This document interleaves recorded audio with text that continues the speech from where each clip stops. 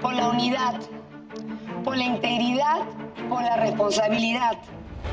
Trabajar y dejar trabajar. 156 días, más de 5 meses desde que los integrantes del nuevo Congreso de la República asumieran sus cargos. Más de 5 meses, marcadas por cuestionadas leyes antirreformas y constantes enfrentamientos con el Ejecutivo, incluyendo un pedido de vacancia. Vamos a hacer que las cosas sucedan y convertir esta esperanza en una realidad. En este tiempo, en sus curules, muchos se preguntan, ¿qué grandes leyes aprobaron en beneficio de los peruanos?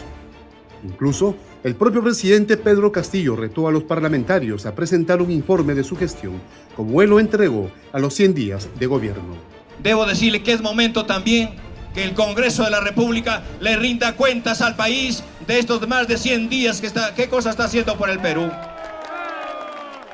Y que le informe cuántas leyes han hecho a favor del país. Durante este periodo del 2021, el Congreso solo aprobó poco más de 10 leyes, entre las que figuran la declaratoria de emergencia alimentaria para priorizar la ayuda a las ollas comunes, la ley que regula la cuestión de confianza y el pago de facturas a las MIPES en 30 días, así como la norma que permitió cremar los restos del terrorista Abimael Guzmán Reynoso.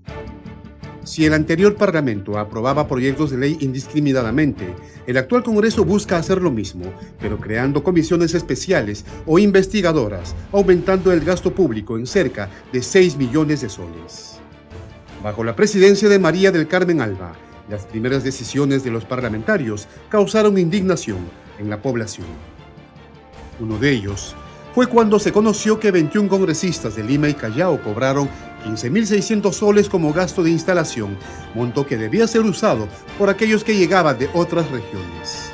Las justificaciones nos hicieron esperar en algunos parlamentarios. Se requieren equipos dedicados a lo que es iluminación, computación y, por supuesto, televisión para poderse comunicar eficientemente y para poder hacer el trabajo congresal en casa. La relación con el Ejecutivo no ha cambiado respecto a otras gestiones parlamentarias. El gobierno de Pedro Castillo presentó al Congreso más de 60 proyectos de ley y apenas se aprobaron viajes presidenciales y resoluciones legislativas. Donde sí se les vio proactivos fue en los cuestionamientos a los integrantes del gabinete que presidía Guido Bellido, que desencadenaron en la salida del entonces canciller Héctor Béjar. Aprobaron la interpelación más temprana en 20 años al otrora ministro de Trabajo Iber Maraví, quien apenas estuvo en el cargo 68 días. Su permanencia en el gabinete es insostenible y usted lo sabe. Señor Castillo, póngase los pantalones y saque al señor Maraví. Las bancadas de oposición tenían en la mira al primer Guido Bellido, quien previo a la presentación de Maraví amenazó con plantear cuestión de confianza. Y de ser necesario, vamos a pedir cuestión de confianza.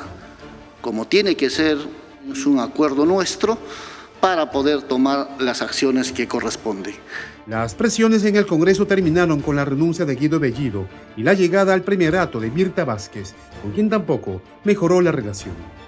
Del remozado gabinete, los parlamentarios presentaron mociones de interpelación contra los ministros de Educación Carlos Gallardo y de Transportes Juan Silva. Algo que parece no desaparecer en el Parlamento son las renuncias o cambios de bancadas, pese a la existencia de una ley antitransfugismo. Entre los más sonados recordamos las renuncias a Renovación Popular de Norma Yarro y Héctor Valer, quienes pasaron a Avanza País y Somos Perú. He sido hostigada políticamente por el vocero de la bancada, desde que se generó la votación de la mesa directiva. No he participado, he sido retirada de la bancada. O la fusión de Somos Perú y el Partido Morado en una sola bancada, algo que duró unos meses para terminar separándose. Las pullas dentro del Congreso eran constantes, entre ellas la serronista de Perú Libre con las bancadas de oposición lideradas por Fuerza Popular. El debate de proyectos de ley terminaron en intensas discusiones de uno y otro. Pero los egos y la hipocresía, señora presidenta, es algo o son algo de lo que el país está precisamente harto. Frente a una cámara son los defensores de las mujeres, de las minorías, del Perú profundo, pero en la práctica, ¿qué hacen por ellos? ¿O ya se olvidaron de los trabajadores de la República? ¿O es que hay que defender solo a los trabajadores cuando tu jefe no es tu suegro o algún familiar tuyo? Hay quienes tienen doble moral, pues efectivamente. Quienes acá vienen a reclamar democracia y afuera tienen 50 personas pagadas hablando de vacancia, de golpe de Estado y de insurgencia. Con una desaprobación del 75% según una encuesta de IEP, buscaban revertir esa imagen que apuntar sus baterías contra el presidente Pedro Castillo. En noviembre, Patricia Chirinos, congresista de Avanza País, impulsó una fallida moción de vacancia contra el jefe de Estado. Aquí tengo lista la moción de vacancia presidencial. Necesitamos las firmas de 26 congresistas. No tengan miedo, colegas. Luchen conmigo y muestren su lealtad al pueblo. Logró las firmas para su propuesta sea debatida en el Pleno, pero no alcanzó los 87 votos para su aprobación. En el año del Bicentenario, el Congreso busca hacer la diferencia de los anteriores que terminaron siendo rechazados, cuestionados o disueltos. Pero hasta el momento se encamina a repetir la misma historia.